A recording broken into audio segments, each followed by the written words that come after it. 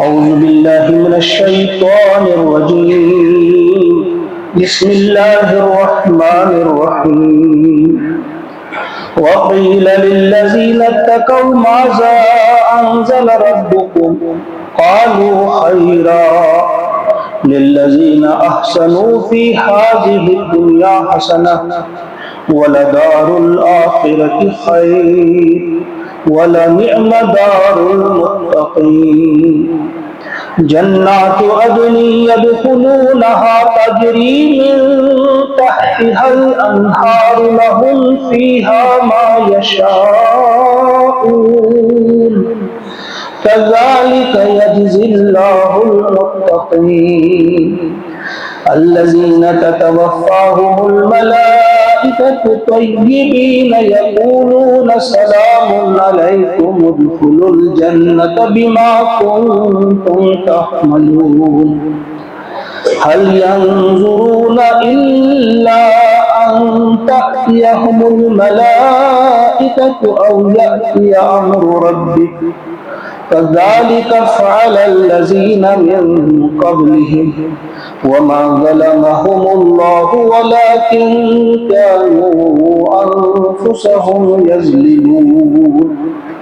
فأصابهم سيئات ما عملوا وحاق بهم ما كانوا به يستهزئون.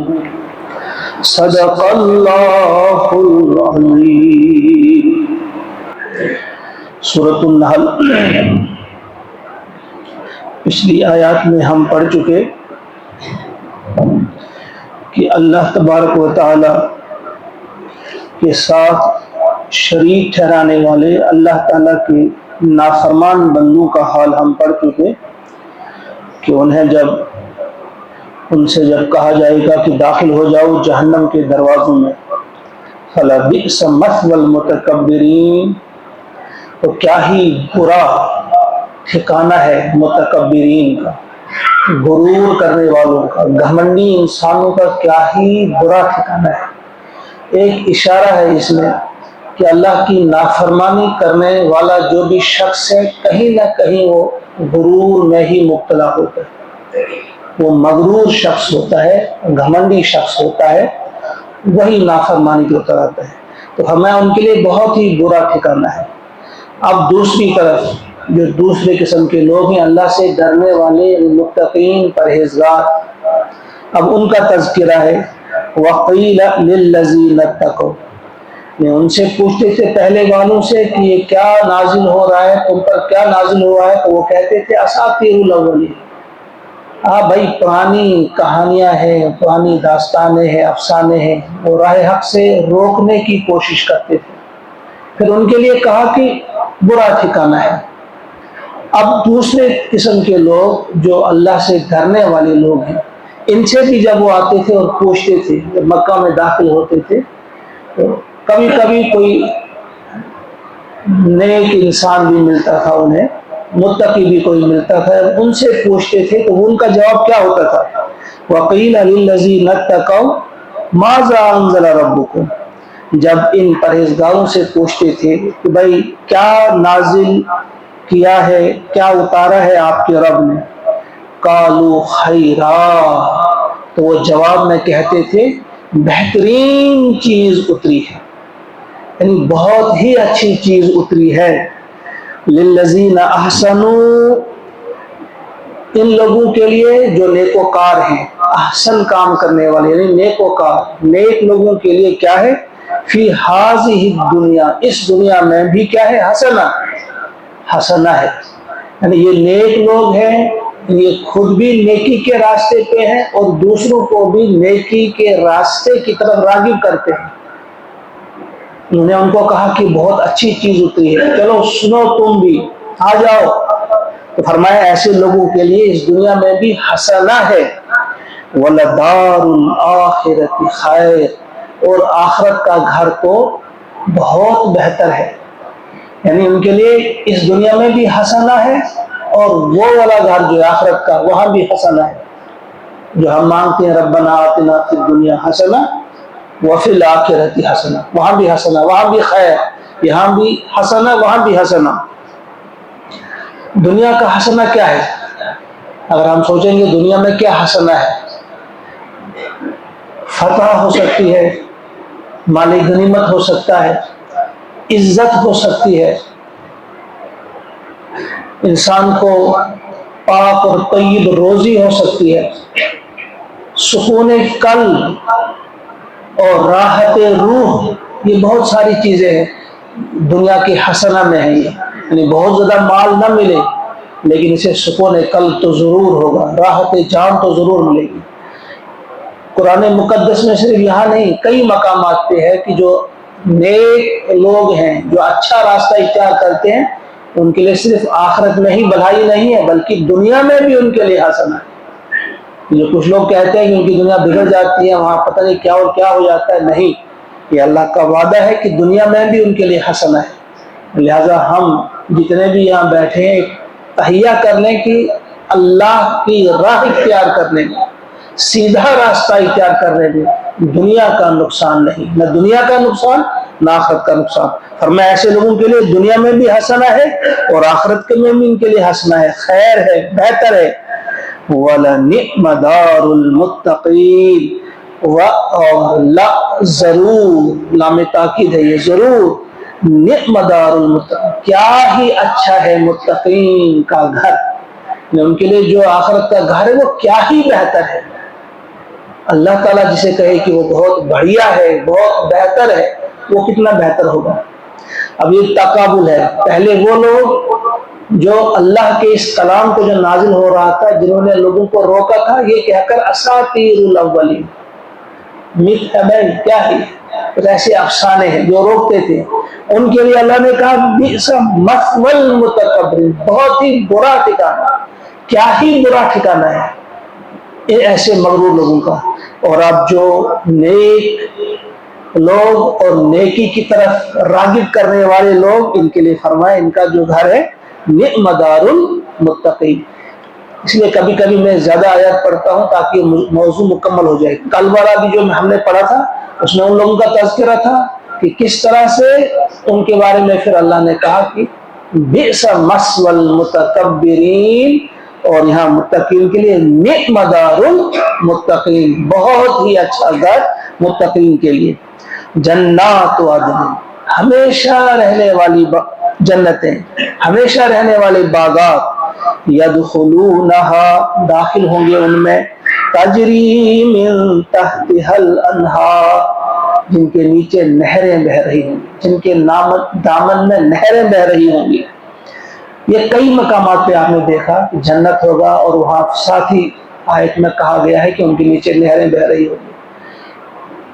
تفسیر ماجدی میں آپ پڑھیں گے کہ ایک بہت بڑے عالم نے اس کے بارے میں کہا ہے کہ اس آیت کو وہی شخص سمجھ سکتا ہے ٹھیک طرح سے، یعنی وہ اس کو پورا سرور اس آیت کا ملے گا جس نے ملک شام کا سفر کیا ہو، کیونکہ وہاں بہت ساری یہ نہریں ہیں۔ تو انہوں نے کہا کہ اس کے بارے میں ہم پوچھیں گے سید ابو الحسن علی ندوی سے علیہ الرحمہ، جو وہاں سے ہو آئے، جب ان سے سوال کیا گیا انہوں نے کہا واقعی ان صاحب نے صحیح بات کہی، کہا کہ صرف دمشق میں 7 نہریں بہتی ہیں، کس طرح سے اس کا حسن ہے، کتنا فائدہ اس کا اٹھا رہے ہیں، یا اس کا حسن کیسا ہے کہ وہ دیکھنے سے تعلق رکھتا ہے۔ تو یہاں ایک قریب لینے کے لیے، ایک بات سمجھانے کے لیے، وہ کیسا باغ ہوگا، کیسا حسین ہوگا، کیسی دریا ہوں گے، وہ کیسی نہریں ہوں گی، تو اللہ ہی بہتر جانتا ہے۔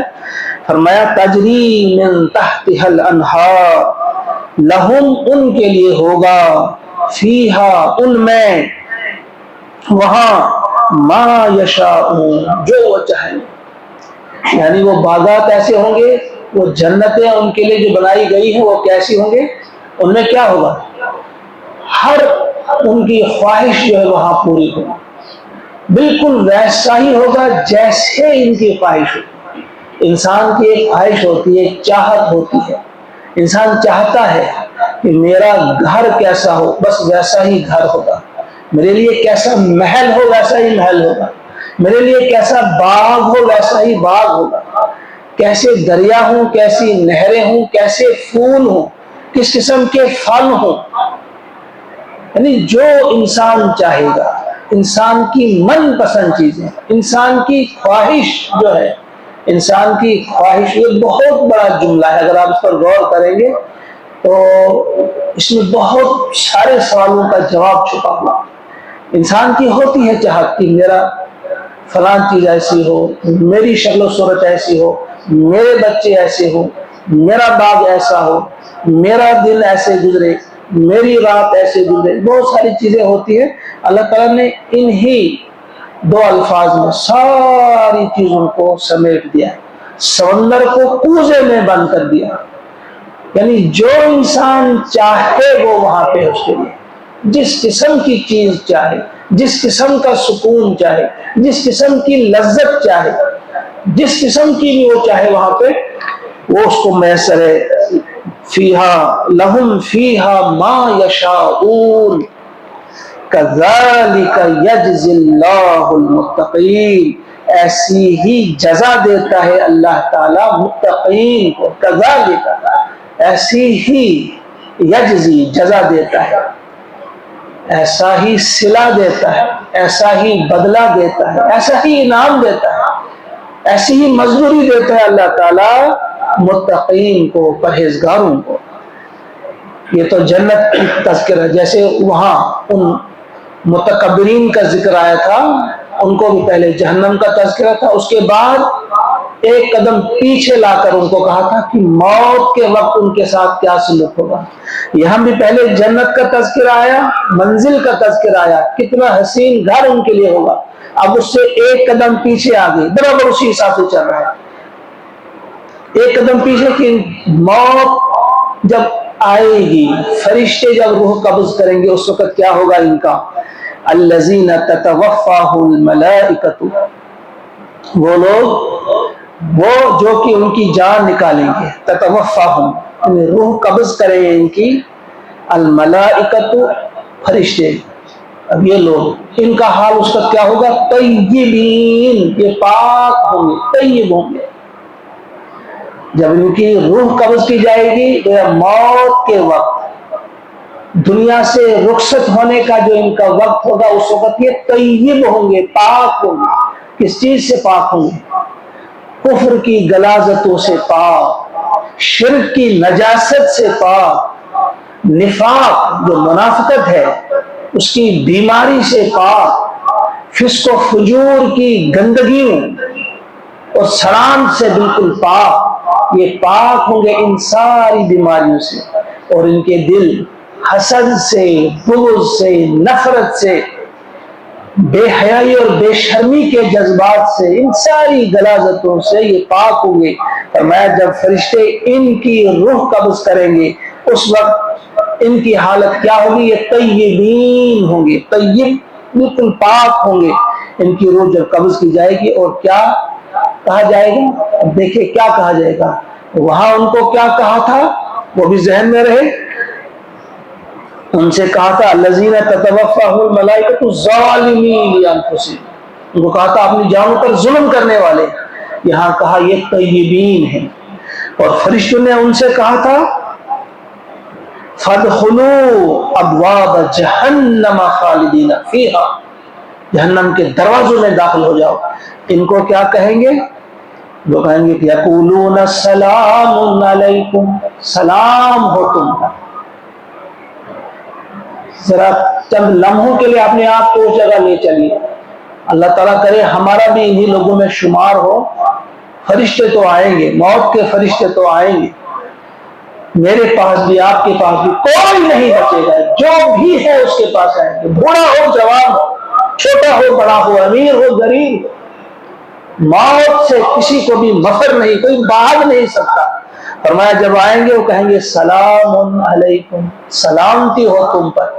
یہ بہت بڑی خوشخبری ہے، کتنی بڑی عزت افزائی ہے کہ سلام کرتے ہوئے آئیں گے۔ یہ مستقبل کی اس میں جاں فضا خوشخبری ہے کہ تم پر سلامتی ہے۔ ادخلوا الجنت، داخل ہو جاؤ جنت میں، بما کنتم تعملون، اپنی عمل کے بدلے میں، جو کچھ تم عمل کر کے آئے ہو اس کے صلے میں، اس کے بدلے میں تم جنت میں داخل ہو جاؤ۔ کتنی خوشی ہوگی ان لوگوں کو اس وقت۔ کتنے مسرور ہوں گے. کسی نے بڑی خوبصورت بات کہی ہے، نشانی مرد مومن باتو گویم چو مرد آیت تبسم بر لبے اوس. یعنی مومن کی نشانی یہ ہے کہ جب اسے موت آتی ہے اس کے لبوں پہ تبسم ہوتا ہے، مسکراہٹ ہوتی ہے، کیونکہ وہ فرشتوں کی سلام سنتا ہے، سلام علیکم. تو فرمایا سلام ہو تم پر، داخل ہو جاؤ جنت میں. یہی پہ کہا جا رہا ہے، کیونکہ ایک اعتبار سے اسی وقت مومن جنت میں داخل ہو جاتا ہے، روحانی اعتبار سے، منامی اعتبار سے، رویائی اعتبار سے. یعنی ایک قسم کی خواب میں اسی وقت جنت میں چلا گیا. ہاں پھر مادی اور جسمانی حیثیت سے قیامت کے دن ہوگا، لیکن ایک اعتبار سے اسی وقت وہ چلا جاتا ہے. اب آگے اس کے لیے راحت ہی راحت، آرام ہی آرام، عزت ہی عزت، سکون ہی سکون ہے. داخل ہو جاؤ، مگر کیوں؟ بما کنتم تعملون، عمل کی دونوں. یہ دو تین جو الفاظ ہیں نا، بما کنتم تعملون، اس کا اچھی طرح سے غور کرو. یعنی عمل کے بغیر نہیں، کسی ایک جگہ بھی آپ کو قرآن پاک نہیں ملے گا کہ جنت میں داخل ہو جاؤ اس لیے کہ تم آل رسول سے تعلق رکھتے ہو، تم رسول کی اولاد سے تعلق رکھتے ہو، چلو جنت میں. تم فلاں پیر صاحب کے مرید ہو اس لیے تم جنت میں جاؤ. تم فلاں پارٹی کے ورکر ہو اس لیے جنت میں چلے جاؤ. تم فلاں مسلک سے تعلق رکھتے تھے اس لیے جنت میں چلے جاؤ. کہیں یہ نہیں کہا گیا. جہاں بھی کہا گیا بما کنتم تعملون، اپنی عمل کی بنیاد. تمہارا خاندان نہیں دیکھا جائے گا، تمہاری کوئی چیز نہیں دیکھی جائے گی، تمہارا حسن و جمال نہیں دیکھا جائے گا. اس لیے کہیں نہیں کہا گیا کہ تمہارا باپ نیک تھا چلو تم جنت میں، کہیں نہیں کہا گیا.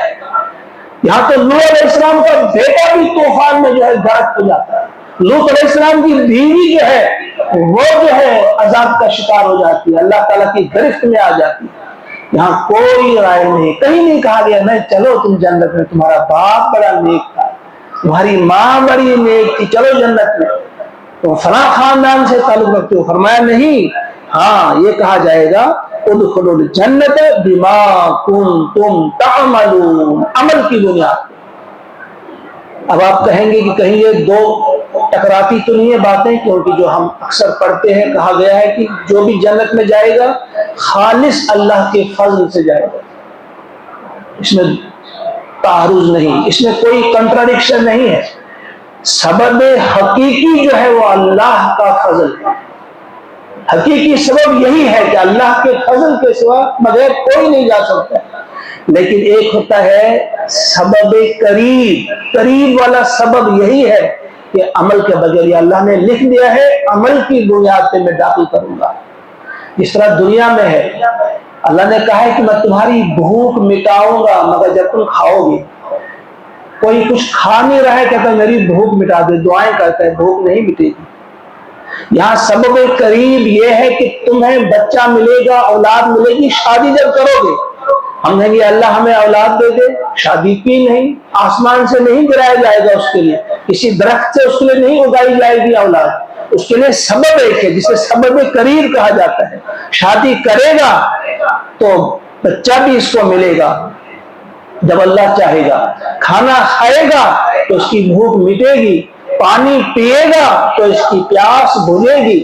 بیمار ہے دوائی کا استعمال کرے گا پھر دعا بھی کرے گا تو اس کی بیماری بھی دور ہوگی. تو یہ سبب ہے، سبب قریب. تو اسی طرح سے سبب قریب جو ہے جنت کے لیے جانے کے لیے ناگزیر ہے کہ اس کی عمل ہو، اس کے عمل کرے گا. فرمایا پھر فرمائیں گے اس وقت فرشتے ان کو مبارکبادی دیتے ہوئے سلام کرتے ہوئے کہیں گے جنت میں جاؤ، یہ تمہیں تمہارے عمل کی جزا مل رہی ہے، تم اپنے عمل کی بنیاد پہ داخل ہو رہے ہو.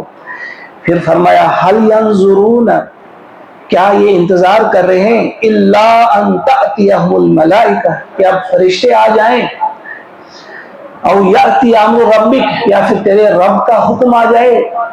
اے نبی صلی اللہ علیہ وسلم، اے محمد صلی اللہ علیہ وسلم، یہ لوگ کس چیز کا انتظار آپ کر رہے ہیں؟ کہ ان کے سامنے یہ باتیں تو آ گئی، کیا یہ اسی چیز کا انتظار کر رہے ہیں کہ آپ فرشتے آ جائیں؟ کیونکہ وہ کہتے تھے فرشتے ہم دیکھیں گے، تو فرشتے تو آتے ہیں لیکن کب آتے ہیں؟ جب انہیں عذاب لے کر آنا ہو یا روح قبض کرنے کے لیے آنا ہو.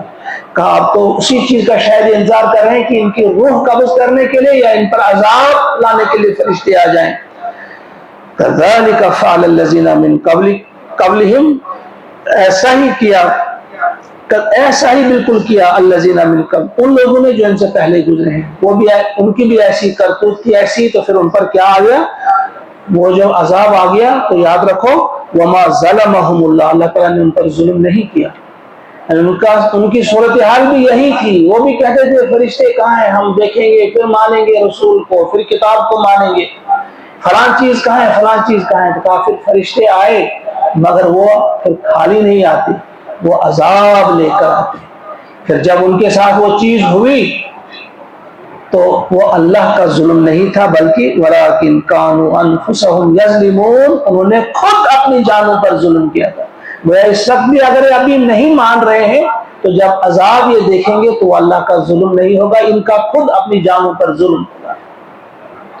فَأَصَابَهُمْ سَيِّئَاتُ مَا عَمِلُوا، پھر انہیں پہنچی وہ سیئات، وہ برائیاں، یعنی وہ تکلیفیں، وہ عذاب، ما عملوا، ان کی جو انہیں عمل کیا تھا اپنے اعمال کی بنیاد پہ. وحاقا، اور گھیر لیا، وحاقا بہم، ان کو گھیر لیا، ما کانوا بہ یستہزئون، اسی چیز نے جس کا وہ مذاق اڑا لیا کرتے. وہ عذاب کا مذاق اڑاتے تھے، پھر وہی عذاب آ گیا، اس نے ان کو گھیر لیا. پھر وہ چیخ رہے تھے، چلا رہے تھے، لیکن اس وقت کا چیخنا، چلانا یا پھر اللہ کو ماننا کوئی فائدہ نہیں دیتا. فرعون بھی کہہ رہا تھا بس میں مان گیا رب کو، موسیٰ اور ہارون کے رب کو، وہ رب نہیں جن کو میں بول رہا تھا، بلکہ وہی رب جس کو موسیٰ کہہ رہا ہے رب، اب اس کو میں مان گیا. لیکن اللہ تعالیٰ نے فرمایا اب مانتا ہے. اس وقت کا ماننا کوئی معنی نہیں رکھتا. اللہ سے دعا ہے کہ وہ ہم کو اتنی عقل عطا فرمائے کہ ہم ان حقائق کو، یہ جو اللہ کی کتاب ہمارے سامنے کھول کے رکھتی ہے، کھول کے بیان کرتی ہے صاف الفاظ میں، ہر شخص اس کو سمجھ سکتا ہے، سادہ لفظوں میں جو اللہ تعالیٰ نے ہمارے سامنے یہ حقائق بیان کیے ہیں. اللہ تعالیٰ ہمیں وہ عقل سلیم عطا فرمائے کہ ان حقائق کو ہم سمجھیں، اپنے دلوں میں اتاریں اور ان کے مطابق اپنی زندگیوں کے ہم فیصلے کریں، ان کے مطابق عمل کریں، تاکہ کل ہمارا شمار بھی ان لوگوں میں ہو جن کے لیے، جن کو فرشتے کہیں گے سلام علیکم.